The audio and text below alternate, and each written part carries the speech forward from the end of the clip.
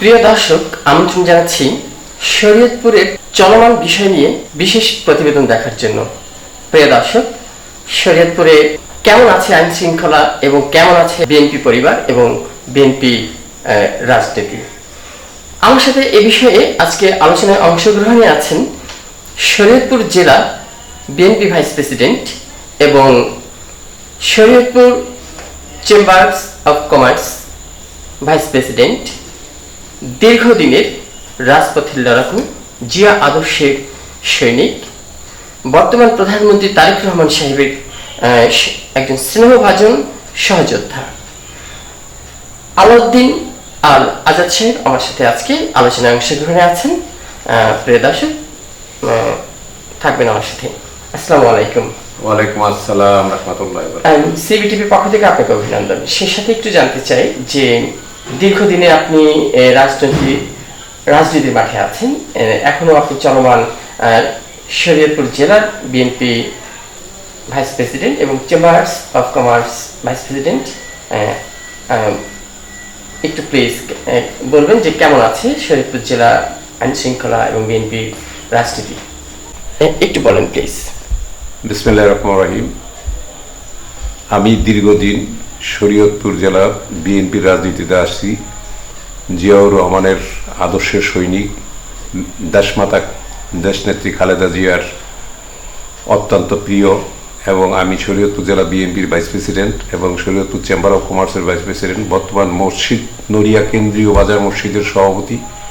রাজনীতির সাথে দীর্ঘদিন যাবৎ আছি এবং রাজনীতির মাঠে দীর্ঘদিন থাকব, এবং সন্ত্রাস নির্মূল করার জন্য আমি জেলা আইন শৃঙ্খলা কমিটিরও সদস্য।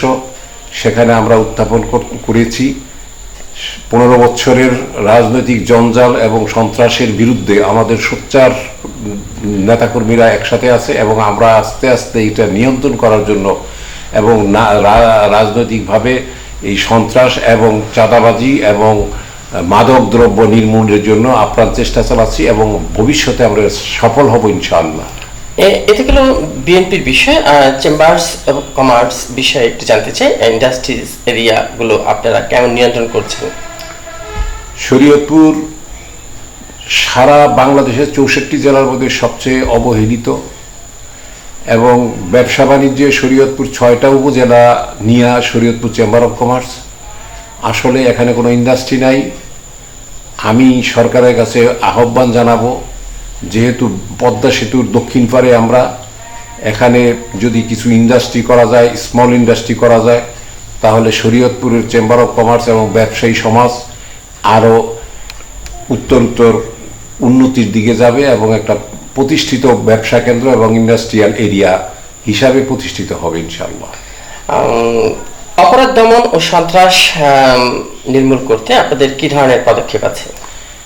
আমরা আইন শৃঙ্খলা কমিটির জেলা মিটিংয়ে এই ব্যাপারে কথা হয়েছে জেলা প্রশাসক মহোদয়ের সাথে, এবং আমরা আইন শৃঙ্খলার ব্যাপারে সারা জেলায় বিভিন্ন স্কুল, কলেজ এবং মাদ্রাসা এবং মসজিদে এবং বিভিন্ন স্থানে এই সন্ত্রাস বিরোধী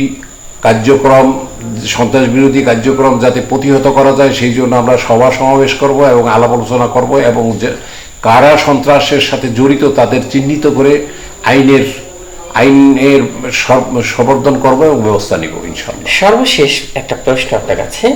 শরীয়তপুরের নড়িয়া উপজেলার সাবেক বিএনপির সাবেক সাধারণ সম্পাদক এবং নড়িয়া পৌরসভার বিএনপি সাবেক সভাপতি, আসছে নির্বাচনেও নড়িয়া পৌর মেয়র পদপ্রার্থী মমিনুল হক স্বপন মাঝি শুনছি মেয়র পদপ্রার্থী, আপনাদের পক্ষ থেকে কি ধরনের কেমন নেতৃত্ব বা সাপোর্ট থাকবে?